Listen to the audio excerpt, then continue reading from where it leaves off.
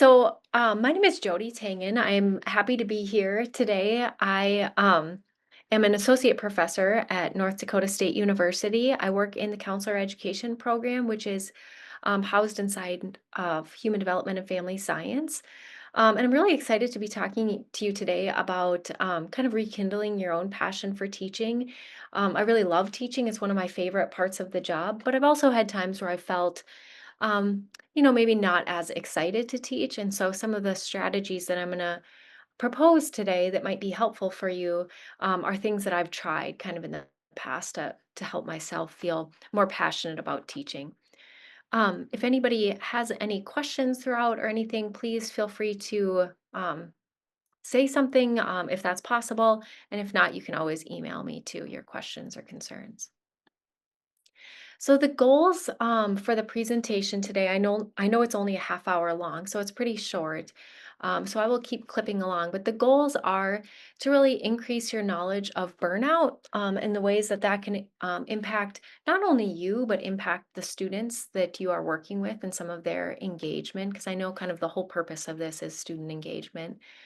Reflect on your own level of burnout and or passion as a teacher, and engage in some experiential exercises designed to aid you in rekindling your passion for teaching. Really, I think you'll find that this session, I'm going to be asking a lot of questions for you to kind of examine internally, like how am I doing? How am I feeling about things? And then what could I do to help myself feel better or more passionate about what I'm teaching? So, just to kind of take a little bit of a step back, teacher passion, there's some different words that can go along with passion: energy, enthusiasm, engagement. And in the research, it shows that it increases student passion. And you'll probably think, oh, yeah, that's explanatory. That makes a lot of sense. It's kind of shown in the literature, and you can kind of tell, like, if you've ever been to a presentation or something where somebody was really passionate about it, it's contagious. It rubs off on the people who are there as well. So it often helps students feel more motivated and engaged as well. When I was creating this presentation, I thought about kind of going into all of the research about this.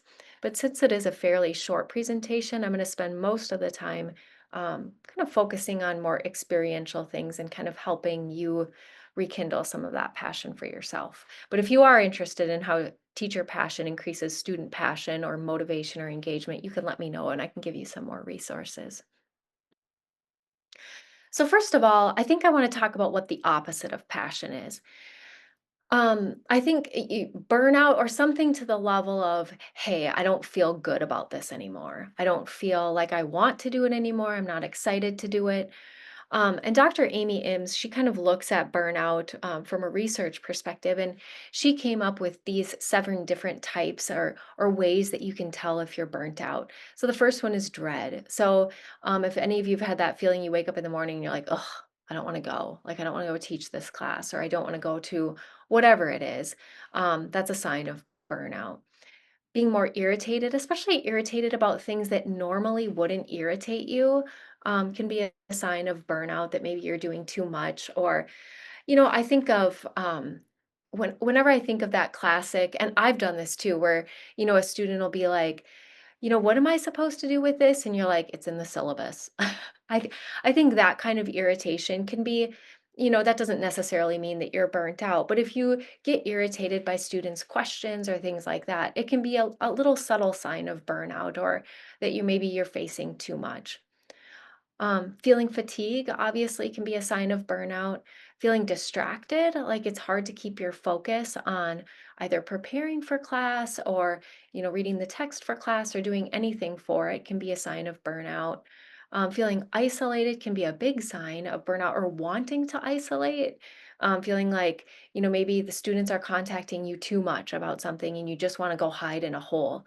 That can be a big sign of burnout. Feeling apathetic, a sense of apathy is kind of like you just don't care. You get that a lot too when people are just like, oh, whatever, I'll give all these students A's. I just don't care anymore. Or the students are not learning this material. I don't care anymore. That can be a sign of burnout. And also feeling detached from your work. If you think about passion, it's a feeling of like, oh, I'm so engrossed in this. I feel really great about it. I feel attached to it. Well, the opposite of that, feeling detached, can be a sign of burnout. And I think I do want to say too that none of this is inherent. This isn't wrong. This isn't, it's just something to help you notice, right? It's to help you notice. And I think coming at it from a place of self-compassion, like, hey, I am feeling a little bit like more irritated with the students or just frustrated that I have to create another lesson or something like that. If you are feeling that way, just kind of take note, like maybe am I feeling a little burnt out?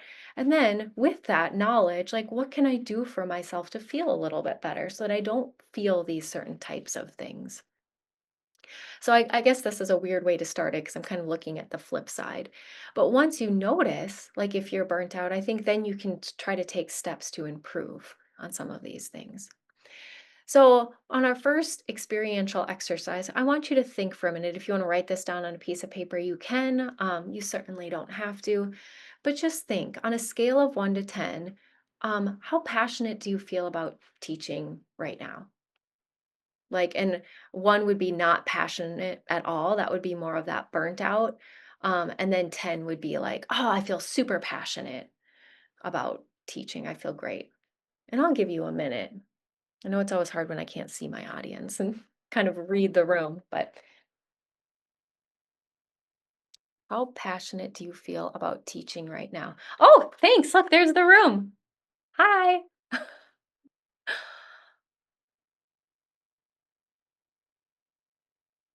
So higher to 10 would be feeling more passionate, lower, less passionate.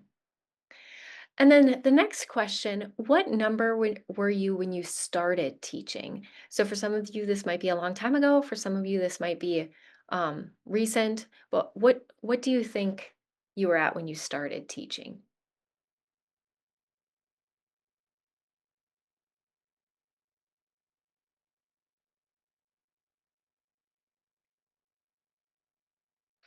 And then if that is different, if those numbers are different, especially if they're significantly different, what changed? Like, and this is just something to be curious about without judgment, but just like what might have changed that caused that number to either decrease or increase or stay the same?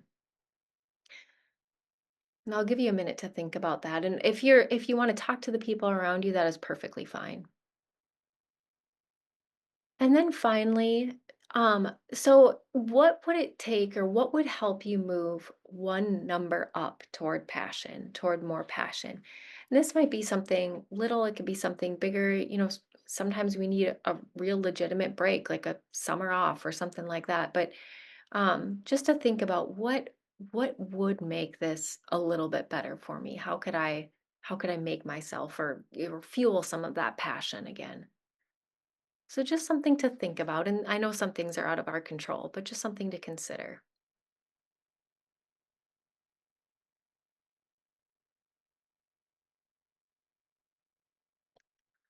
So I will keep moving forward. And some of the things so these are some strategies that I found helpful. So you can kind of take it or leave it wherever you're at if you find these helpful or not so helpful. But the first thing I think of, trying to cultivate more passion and excitement for teaching, I think sometimes it's helpful to practice curiosity and to think about, what do you love learning about anyway? So I'm going to give you a chance to just brainstorm what you love to learn about, and this could be crazy stuff like I love to learn about baseball. I don't know. I love to learn about how societies collapse. I love to learn about like just all the things that are just interesting to you. So I'm going to give you a minute and just start thinking about what do I like to learn about? It doesn't have to be in your subject area.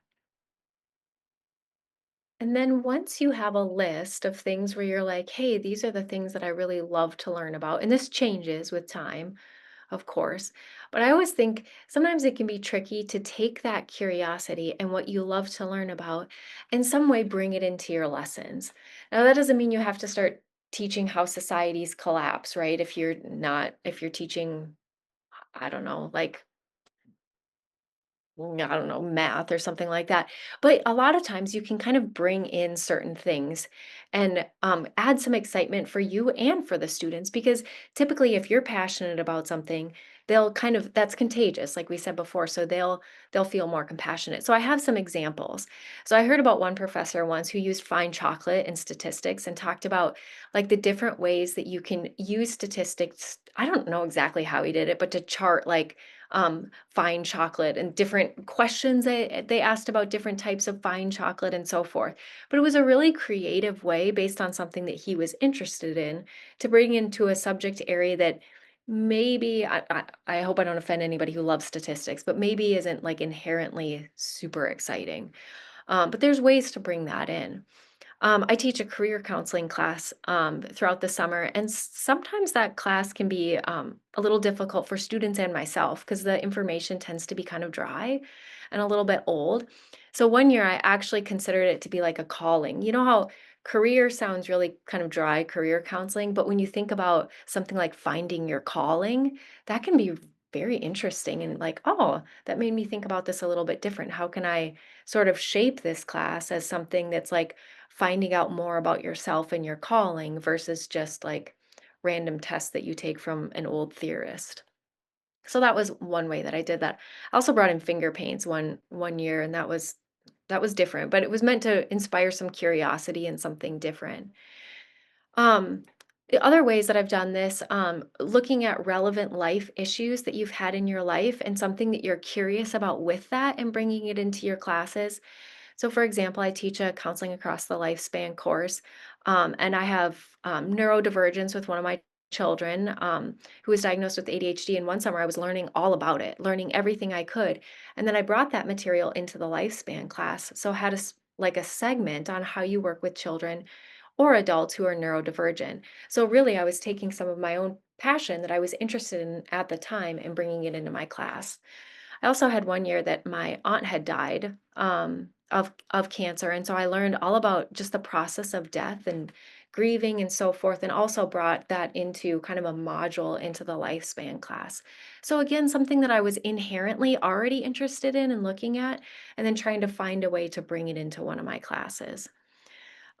In counseling techniques, I have, as my kids were learning how to read, I really delved into the phonics versus whole language debate that probably if you're educators, you kind of know all about. But I kind of use some of that information into teaching students how to learn counseling techniques because interestingly enough, it is kind of like learning how to read. So it was something I was passionate about, kind of thinking about it in a new way and bringing it in.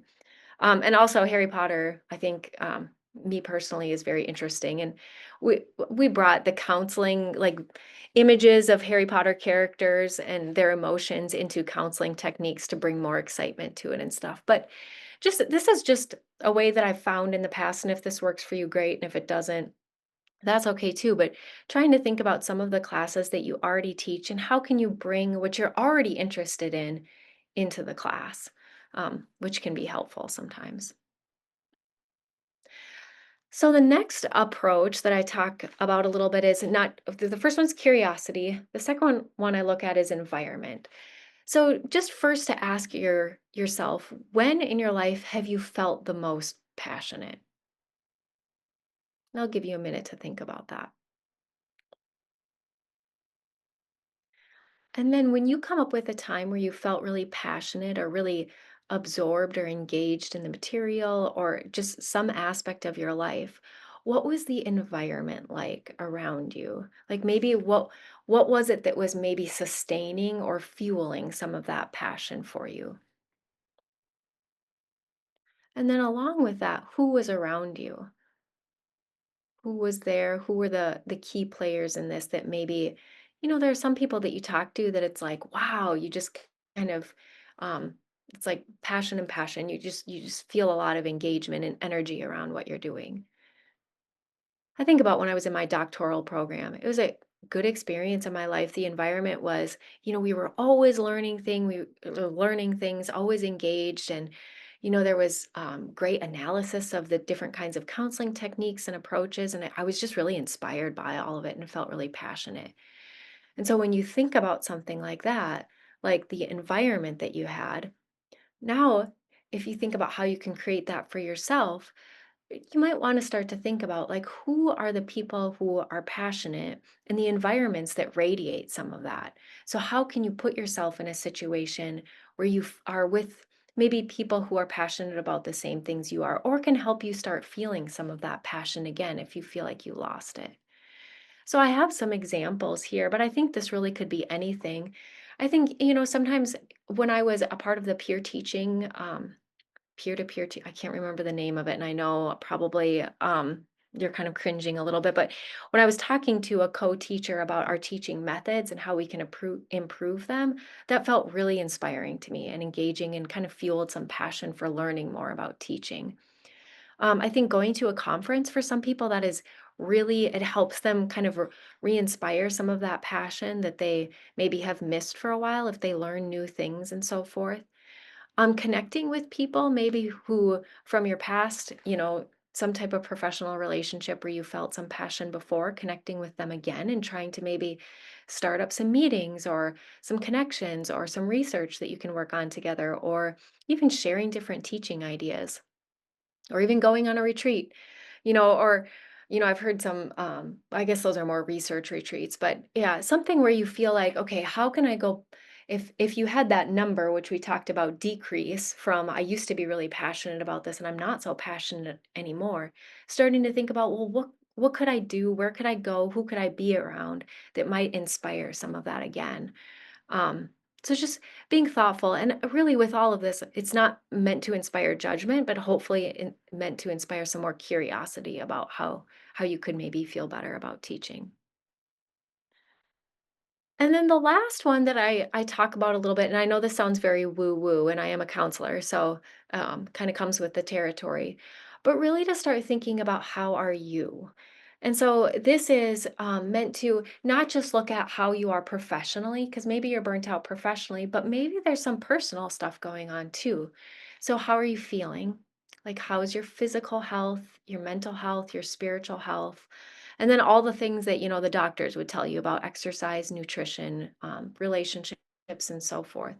But really begin to think about like how, if your professional life is a part of your life, but if you think about your life as a whole, how do you feel like you're doing? And is there a piece in your life as a whole that you feel like is missing that might be bleeding over into your professional life? Do you feel completely burnt out by your children or your home life, and then that irritation or burnout is sort of bleeding into your professional life? Do you feel kind of a sense of arid or dry feeling about your spirituality, or your connection with people in the world, and so maybe that's bleeding a little bit over into your professional life? But I think these types of questions, when you do kind of get a sense of like, gosh, I'm not loving this as much as I used to, it is important to take stock about, how am I doing personally, and what do I maybe need to do in order to feel a little bit better, and then I might feel better about teaching or any type of work in my profession as well. We talk about this a lot in counseling, just the importance of taking care of yourself and knowing how you're doing personally, just knowing that however you're doing can impact the way that you work with others. So just something to be mindful of as you move forward. And then with this piece, with kind of the experiential piece here, is to really start to discern what you might need to feel passionate again. And I think, kind of with anything, probably only you can know by taking stock of what's going on internally. But also, I mean, there's always help from counselors or different types of helpers out there that could help you kind of look inward and determine what that is. But I think, it might be something as simple as, hey, this class is really getting boring. Maybe I need to look at some new material or put in something that's just different for me, all the way to like, I am completely burnt out as a human being. Like, I am not doing well. I'm not eating well. I'm not exercising. I'm not like, I need to really take good care of myself. And then I can start looking at, how do I maybe re inspire some of my passion for teaching?